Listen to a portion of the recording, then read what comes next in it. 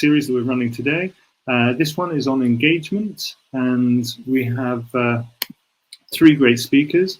We've got Gemma Bridge from York St John, John Harrison from Huddersfield, and Mischa Price from Plymouth, and they're going to be talking to us about how our engagement with sustainability in our daily environment, and they're going to be looking at how engagement with we engage with sustainability in our daily environment, and reflect on the perception of the climate urgency. Apologies for that, slight fluff.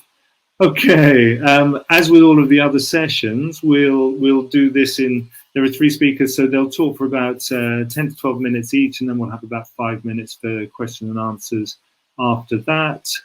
Please direct any questions you have for any of the speakers in the Q&A tab, always being mindful that you're putting them in the session Q&A rather than directing them to the wider conference. If you do that, we won't be able to see them, and you'll miss out on getting an answer. But yes, without further ado, I would like to introduce the first of our speakers. Gemma Bridge is a postdoctoral research assistant at York St John, and she's going to be talking about a recent collaboration that she's been doing with researchers both at York and at Leeds, which is funded by XR Stories. Okay, welcome, Gemma. Perfect. So hopefully you can all see that. Okay, so as introduced, my name is Gemma Bridge, and I'm working with researchers at York St John and Leeds University to explore and evaluate the UK creative industry's communication of sustainability. So climate change, sustainability are in the media. Over recent years, climate change has risen up in the public agenda massively. The media at large have played an increasingly important role in communicating about sustainability and climate change over recent months and years. But what makes effective communication on sustainability topics, and how and why can it make a positive impact? So in this research, our aim is to explore how small and medium-sized enterprises involved in film, multimedia arts, advertising, and immersive digital technologies, so the creative sector at large, can communicate the criticality of sustainability and sustainability transformations through creative storytelling. To explore these questions, we are looking at various methods. So we have conducted literature reviews of the topic to understand the topics at large, to understand sustainability and criticality, and explore how communication is done.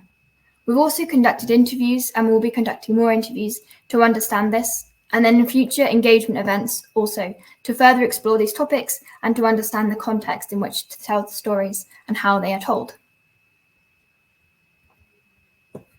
So for the timeline of the project, so we're conducting the research aspect of the project at the moment.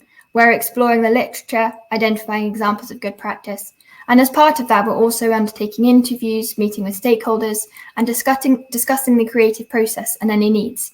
This takes us into the collaboration phase, which is where we combine that research with the interaction of people working in the creative sector. And as I'm building on that, we're developing guidance. So this guidance will be for the creative sector with a focus on augmented, virtual, and mixed reality to communicate about sustainability, with a focus on criticality and how to communicate that. And then once the guidance has been developed, we're aiming to discuss this guidance that we will be co-producing with stakeholders so that we can refine it and ensure it is useful to those that will be using it. And then finally, we'll be delivering that guidance and further discussing it through engagement events so that it's useful for all stakeholders involved. So to date, the project we've undertaken the literature review and several interviews. And to date, we've understood that current research has tended to focus on mainstream media, so TV and radio, and less on the diverse methods developing within the creative industry, so less on augmented and virtual reality, for example. We've understood that it's important to consider the impact of augmented, virtual, and mixed reality on the audience's ability to engage with and understand the information being shared. And finally, also understanding that sustainability is a complex topic that includes social, environmental, and economic aspects. And we understand that it's important to consider the topic critically when communicating about it. We're aiming to take these learnings into the guidance that we develop and into the communication and the conversations that we have in the future. So what are we going to do next, and where are we? So we're currently working to develop the guidance document. We're doing this based on the literature we've gathered and in terms of the interviews and the conversations we've had. We're also undertaking interviews with key stakeholders so that we can further refine and develop this guidance to make sure it's useful for all stakeholders. And then we'll also be conducting engagement events, again to refine and to further develop this guidance so that it's useful for all involved. And that is the end. And happy to take any questions in a few minutes. Thank you very much. Lovely. Thanks for that, Gemma.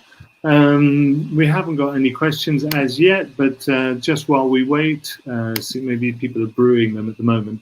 I'd just be really interested to hear anything that you might want to say about next steps, where you're going to take this work.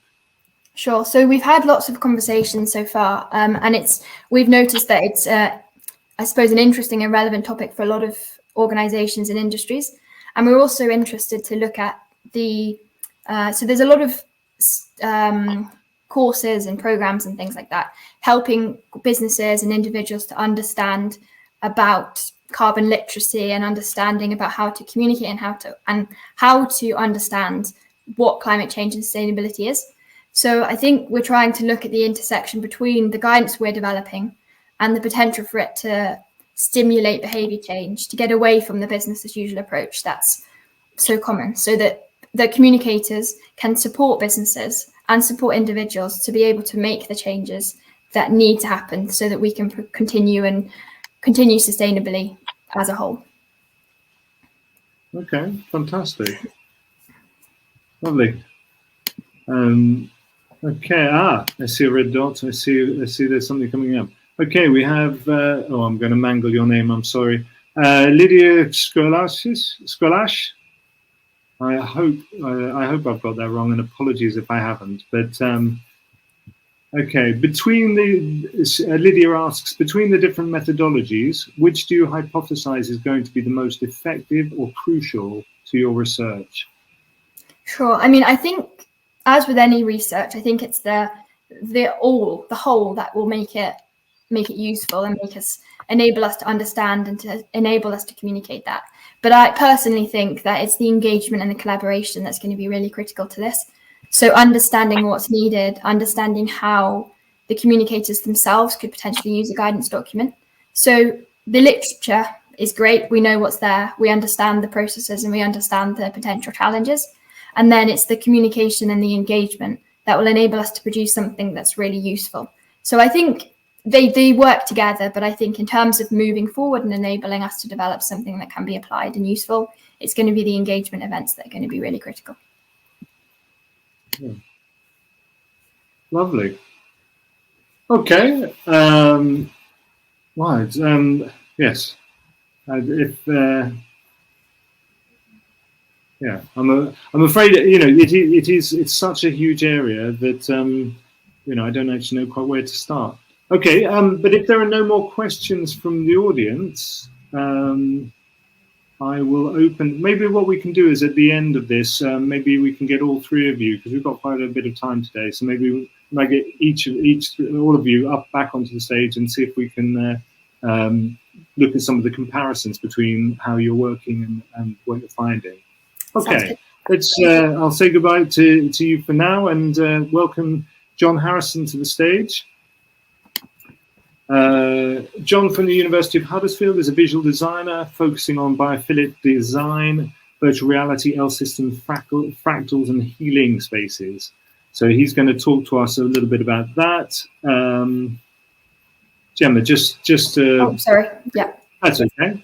I just thought maybe you wanted to join John and bomb his speech. Okay, John, welcome to the stage.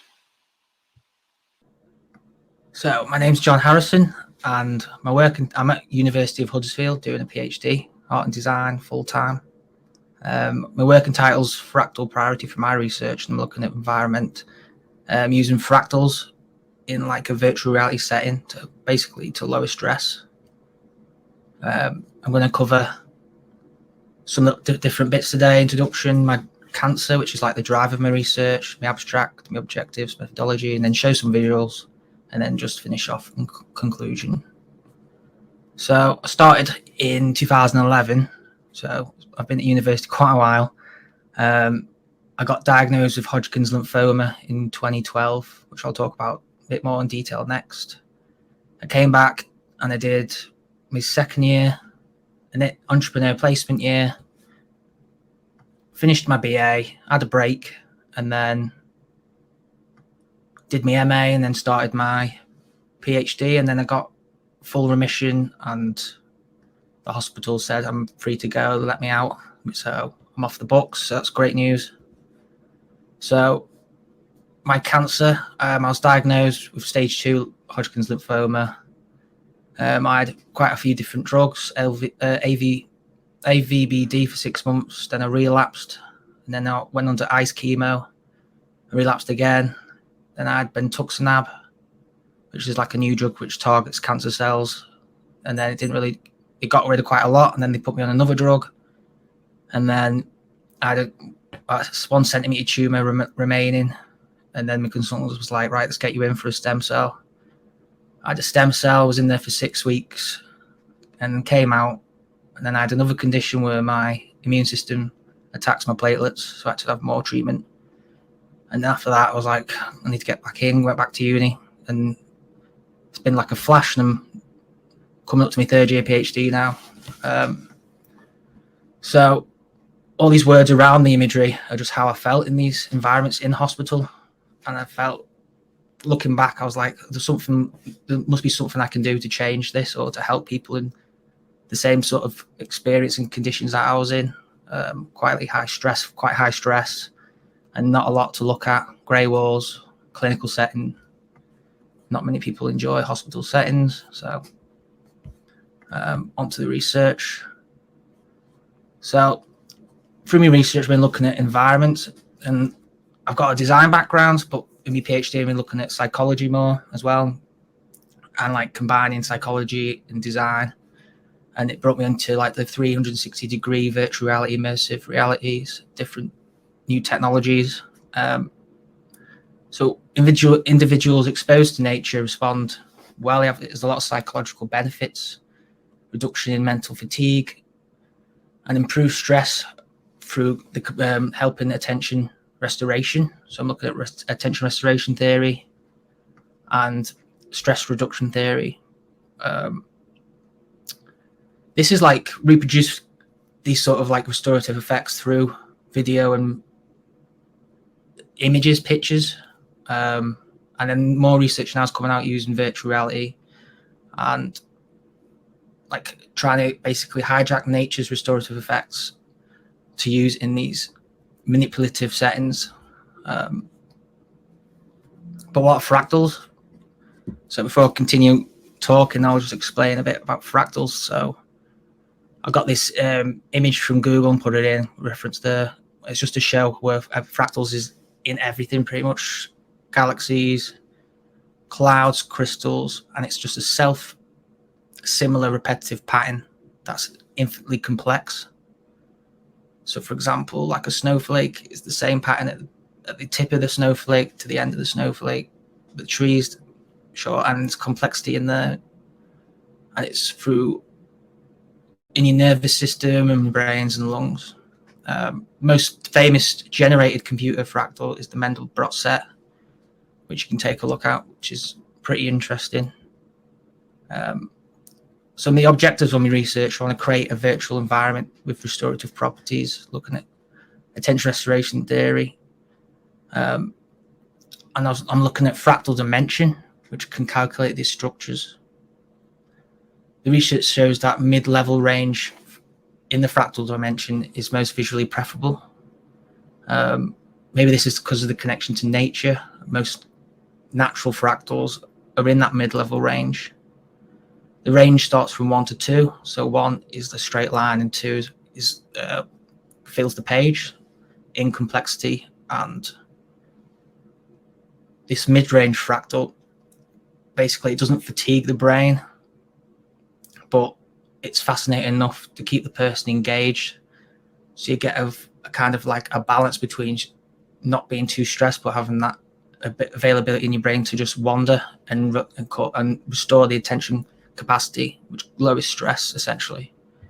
I want to understand the limitations of technology and this restorative effect. So I might use live data in these environments, and just see how far I can take the quality of using these virtual environments. That's what I struggle with at the moment, is getting the highest quality into a headset. Even at 8K, I'm not that happy with the quality. I want to look at exact fractals and statistical fractals. So exact fractals are computer generated, which are pretty much perfect in every visual aspect of it. And statistical fractals are found in nature, like trees.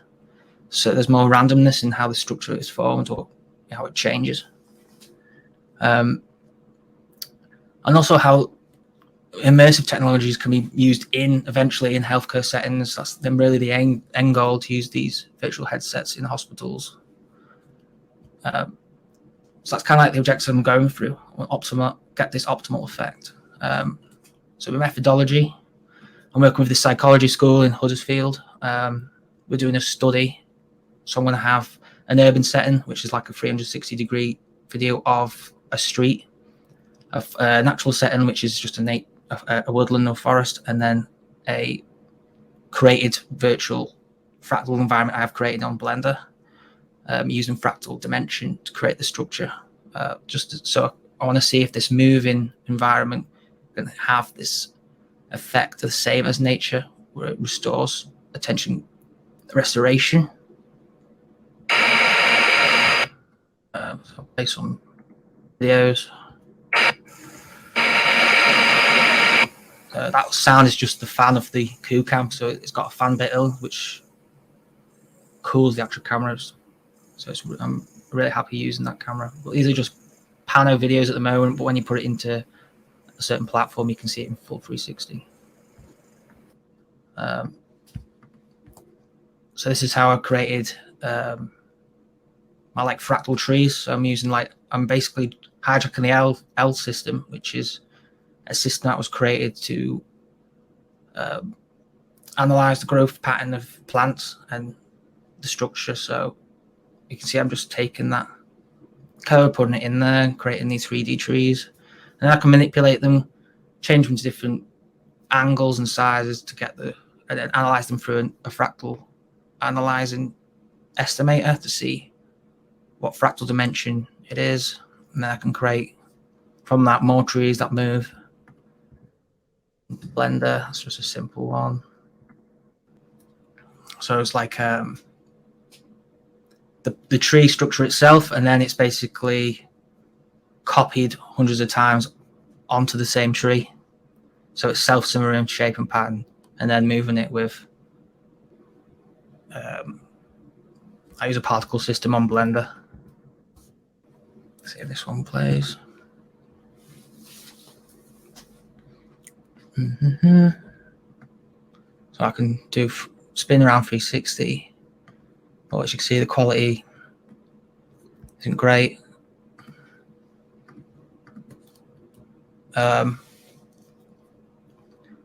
Finally, just to round it all up, so I've researched attention restoration, fractal dimension, immersive technology's role in the environmental restoration, creating and development and practice research using geometry and 3D software, working with the psychology school to plan a restorative environment and understanding how to render out high quality 360 visual content. And the next stage, I might use live data, maybe using the weather sensors in a real forest to pick up data that can manipulate these environments in real time. See if my study actually has any links with attention restoration, and to create more environments and look at the Savannah hypothesis. Lovely. Thanks for that, John. Yes, again, unfortunately, no questions in the... I don't know whether the audio... fantastic. Lydia Cholash, I'm going to have I hope I got it right that time. but Lydia would like to know whether when you're creating your environments virtually, how important is it that you keep the visual elements as close to real as possible, or is there room for experimentation into the surreal? I see. Yeah. I think when I'm working to try and help restore attention or lower stress, it needs to be close to nature as possible. So I need it to have that kind of feeling of uncanny. So it's kind of like the person recognizes what they're seeing, but then when they double take, it's like, oh, maybe that's not a tree. If that makes sense. Yeah, totally. So on that notion of uncanny, when you're doing such clever and elegant and visually stimulating stuff, it's so rich that the technology is a really key part of it. Not just what you're creating, but also the technology that the end user is viewing it on, the networks that they're using, but also the display platforms that where you can distribute this. I mean, there are so many things within this. Could you tell us a bit more about some of the issues with that? Yeah, sure. So, yeah, it is a big issue at the moment when I'm rendering out or creating these videos in 360 degrees at high resolution in 8K, and then getting that onto a platform like Vimeo. If you're not using a certain browser, if you're not coding it out at H265, you're not going to get the quality. It's just going to drop. So when I get it into Oculus Quest 2 and I'm trying to put this on participants to show them the visuals, the quality might not be there, which is annoying. So I have to take the actual image and then download it onto the headset. And these files can be like 5-6 gig. So then you start taking up loads of memory. So then it's just like, how can I want something where I can just have a platform where it's very easy, downloadable, but keeps the quality there and it's all accessible. There's no sort of like problem and delay in anything, if that makes sense. Yeah. No, totally. It does make sense. But it makes me realize that, if you look at file sizes like that with just the visual, we've got a question from Susan Baker Blue who asks, are you working with audio as well as, as part of that sensory palette? Yeah. I would like to put some audio in. I'll probably just be using a recorder and going out and record nature when I'm filming at the same time. But at the moment, my main concentration, my main part of it is really the visual side of things at the moment. And then the next stage, when I go into my third year PhD, I'm going to start bringing more textures in and more audio in and creating that more real life feeling that's of all the senses. Yeah. Adding more and more richness with every layer. Yeah. It's just trying to get the dimensions right, everything moving right, and then rendering it out. I mean, it's like 6,000 frames, which is only like a minute or about 5 minutes ish, something. So it's just, so it's like one render can take like 3 or 4 days.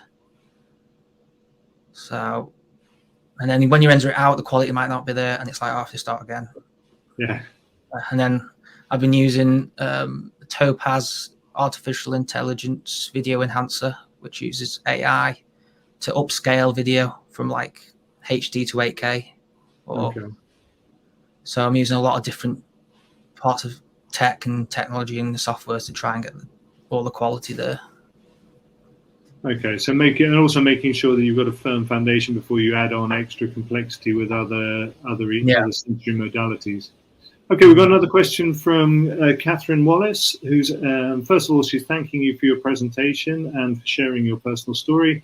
She's asking, do you see the project being used by specific user groups in terms of well-being benefits? Sorry? Do you see the project being used by specific user groups in terms of well-being benefits? I'm assuming that she means... I see, yeah.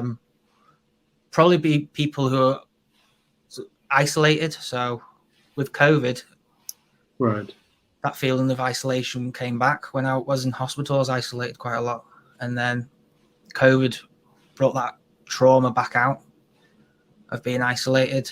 So I feel like maybe in the future, as things change, there might be another virus out there or whatever, and people might get isolated again. So I feel this sort of technology could be something people could have their own space to create their own environment. It could be personal to them. Well, even if not physically isolating, just ill health is psychologically isolating. Yeah, definitely.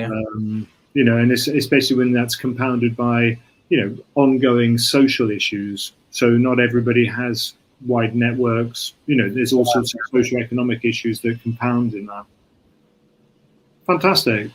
Thank you for that. That was really, really interesting. And I'll join in with the rest and just say, glad to hear full remission. And yeah, thank you. Thanks. Good luck. Okay, thank you very much. So the next speaker we've got is Mischa Price, researcher from the University of Plymouth, who's going to be talking to us about community co-design around transportation and mobility and access to public spaces. So, Mischa, welcome to the stage and take it away. Fantastic. Yeah. Right, well, I'll leave you to it. All right, thanks everyone for bearing with me. But yeah, I'm here to talk about my project today, which was part of my master's research around enabling accessible use and exploration of landscapes using immersive experiences. So this project is kind of rooted and centered around the wide and open moorish landscapes of Dartmoor National Park, which is just north of here in Plymouth. And so it's a really an exploration of how these wide open spaces, which are preserved in theory for everyone to use and enjoy, but that aren't really being used in that way. We know from the visitor statistics that the people who are visiting the national parks are on average more white, more wealthy, more car owning than the communities in England, and especially the communities in Plymouth. So the kind of brief here was to explore and see how we might try to address and bring some of those spaces there. And so some of the ways we did that was through a VR experience, which brought people out onto the moor. And then also key was a full dome experience, which really got people to both kind of see the spaces, but also to be able to have a social collective experience like you would out on the moors, getting into that feeling. And so the context behind this project, so it's within the Smart Urban Futures Master's Program, which is a pretty new program at the University of Plymouth that's really focused on co-design approaches to smart city innovation and entrepreneurship.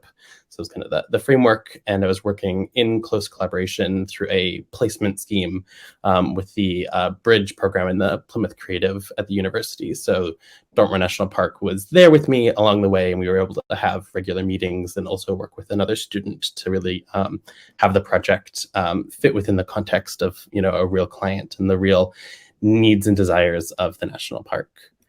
And so in terms of kind of process methods, it was really, an iterative design process of, first looking at and defining the challenge scope. So, looking at the ways in which, to get out onto the moor, you really need a car. Pretty much there's a couple of other options, but, for a lot of ways, the landscapes out there, what makes them amazing and awesome is that they're hard to reach, which is a bit of a catch-22. So then, looking at different technologies we could use to try and share that with people. So we explored 3D scanning and LiDAR scanning, looking at 3D spaces and also looking at 360 spaces, like we just saw with the last project, and then kind of getting into some early prototyping and then making sure along the way that we were able to get it in the hands of people and test and iterate before then kind of finishing up with some testing and evaluation.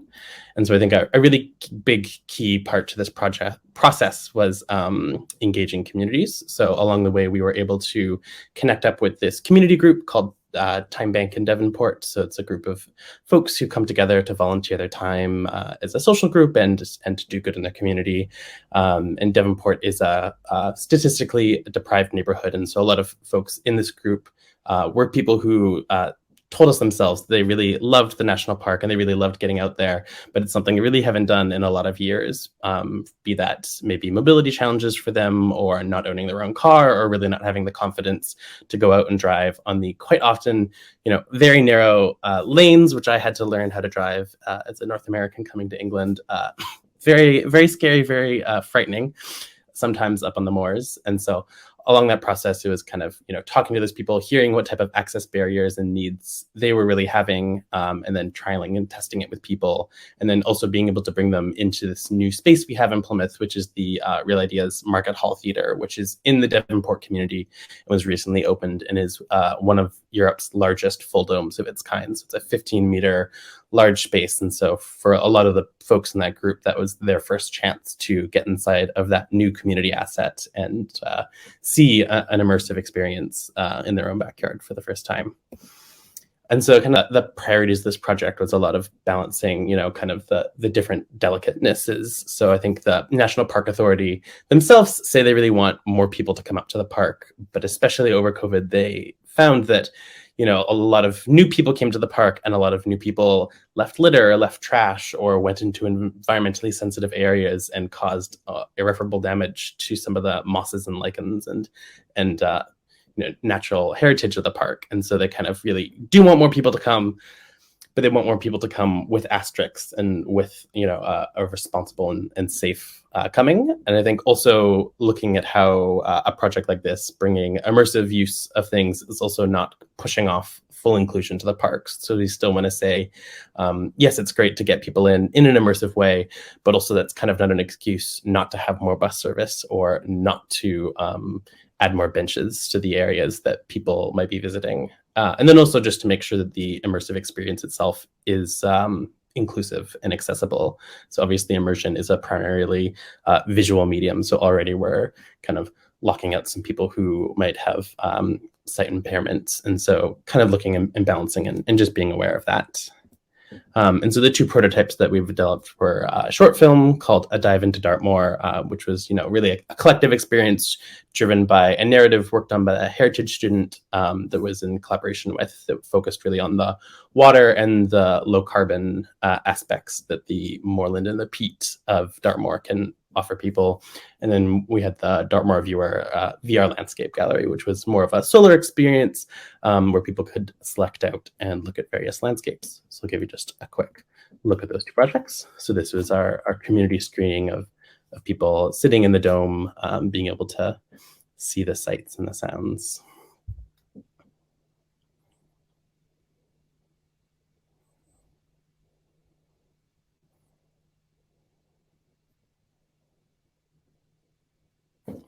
All right.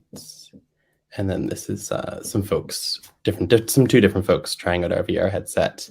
VR is, I think, not super exciting to see when you don't have the headset on itself, but it's really a chance for people to look around and be immersed in these different landscapes and kind of hop around to different corners of the park that might take hours to go to if you're going on foot, but you can kind of jump across in seconds in the virtual environment. And so testing it out with people, we had kind of a test both out on the moors in one of the visitor centers to get people who are kind of already out on the moors, but in the kind of more centrally located areas of the place, and also in the dome film. So the people really responded quite well to this sense of place and connection, which was kind of really key, I think, for us. We were saying that, if people aren't actually making it out to the moors, I think what the park authority is really looking for is that people feel connected and that they really want these places to be protected and preserved.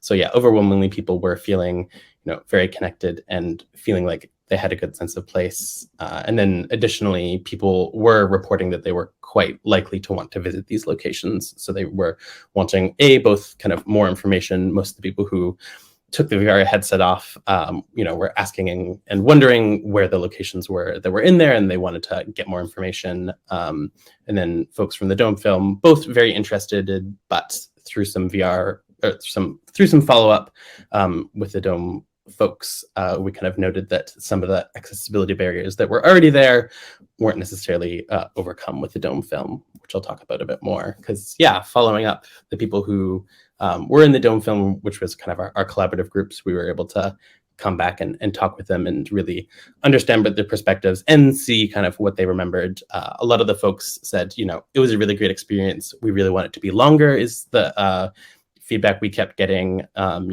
they really love the park, but they're reliant on other people. They have other barriers in place, so they're really not able to go whenever they want. It's got a lot of steps to get there. And so with the follow-up, we did a test of kind of a prototype of a trip planner that showed more accessible and bespoke accessibility information for the different sites featured in the film.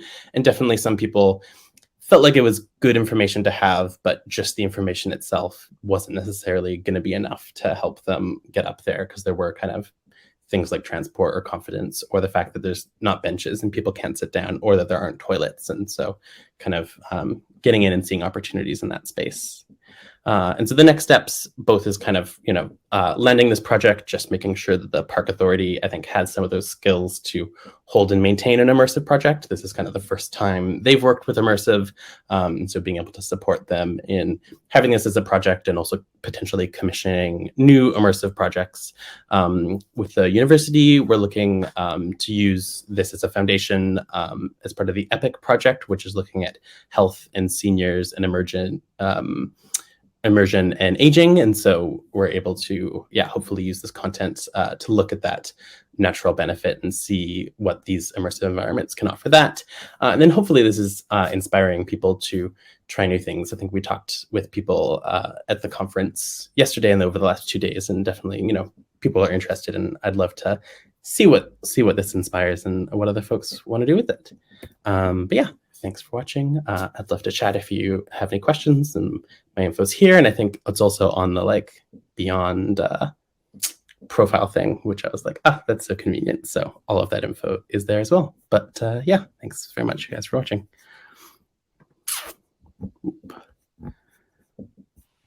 Thanks for that, Mischa. That was really interesting.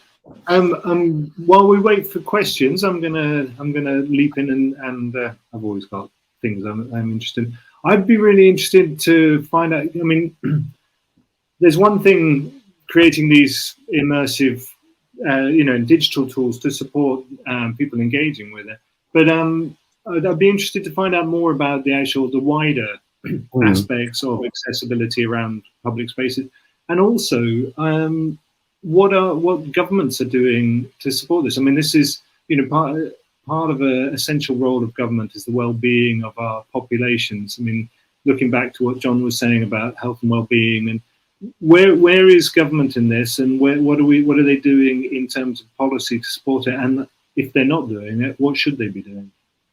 Yeah, absolutely. I think definitely at the very beginning. No, it's great. It's great. No, that's lots to chat about. I think at the beginning of the project, the accessibility is such a wide thing, and in the space of a year, and without massive budgets to do stuff, I think immersion was a good place to go to be easy. But I think ideally, we would be able to look at new transport options and new ways to get people in and having kind of accessible standards. So I think early on in the project, it kind of looked like, we can see why there's challenges today, because it's expensive and difficult to create those accessible routes. But there definitely is, I think, some conversation specifically both around inclusion for kind of underrepresented communities. There's been some work around inclusion and diversity in the outdoors. And so there's been some learning around some of those strategies for making sure people are informed and included and feel like the national parks are for them. And then also, I think there's some larger movements around kind of the classification of national parks and areas of outstanding national beauty in England and Wales specifically, to kind of look at how those can be a more joined up space so people can do stuff together. And also, I think each park in its own is having its challenge with transportation, because I think every single park is its own unique space. And so some of the parks like the Lake District are much better off in terms of public transport access, just kind of, they've got some boats up there because they've got lakes. And so that's kind of working in there. A good example of how to do some car-free tourism. But I think all of the national parks see, they don't have big car parks and they don't have big roads. And so if they want to bring more visitors in, they can't be increasing the number of cars coming up onto the parks. And so all of them are kind of looking to sponsors and partners across the sector. But definitely, I think hopefully we could be getting some more from government to fund some of those quick wins of building more benches, building better signs, some of those small things that get missed, I think. Lovely, thank you. And then Poppy Banks asks, are there other park projects in process working along the same lines as yours, or? I think I definitely have seen other people working on projects similar to mine. I'm now a little bit blanking on what they are, and I think there's even in Plymouth there's some cool projects happening within our city parks systems. So our city council is doing a green mines project, so they're commissioning some immersive work to kind of get people to engage with the green in their backyard, which I think is also a really powerful and an important thing. So and there's some definitely in the city parks area across the UK, there's quite a few projects that are looking at engaging people, not necessarily always with immersive, sometimes with citizen science and kind of monitoring and stuff like that. All right. And do you think that that's a reflection of the sort of developing technologies, that it's getting easier and easier to embed, experience or extend that between the virtual and real world? Or do you think that, our recent experience with lockdown and, it's shaped how we relate to physical space. So, I'd be interested in anything you thought about that. Yeah, I definitely think there's a mix of both. I think definitely that there were a series of virtual visits, as it were, that did definitely emerge during the start of lockdown. But also, I think a lot of folks did get into actual nature during lockdown as well. I think the visitorship of a lot of these parks really soared because people were looking for things to do outside, away from people, and so I think our natural spaces have been shown that they are quite important, although they're not necessarily always getting the investment that we need for them in that case. But I do think that it is, I think there's a big opportunity area for the use of technology, and I think it also scares people a bit using technology in the outdoors. I think it's often we say we go out into nature to get away from the screens, and so to say, what if we're bringing screens or bringing augmented reality out into nature? I think that's I don't want to say controversial, but it's raises some questions, and it should, because I think we shouldn't be stuck in digital all the time. But I think there are lots of opportunities, because I think that's kind of the default mindset, is that they should be separate. So let's find some opportunities for them to come together. Absolutely, but it's those complexities that actually make it so interesting, both in terms of the creative possibilities, but also it stimulates us to find new ways to solve problems, because we're encountering them in different ways when you move away from the screen into the real world. So exciting, but also slightly stressful at times. But and I think also it challenges our cultural models of physical reality. I mean, this is all part of the journey that we're going on with immersive. Okay, thank you so much for that. That was really interesting. I'm gonna just do one last check to see if there's any other questions coming through. I see something in chat, so let me just check that. General applause from Catherine Willis. Okay, but so I just want to say thank you all. Thank you, Mischa. Thank you, John. Thank you, Gemma, for a great session. I think we all, got some good insights there. Okay.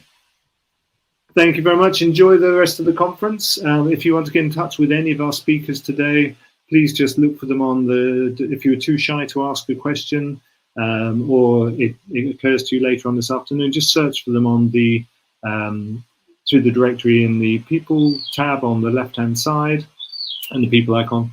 and you'll be able to send them a direct message or set up a video link to discuss further. Thank you. Enjoy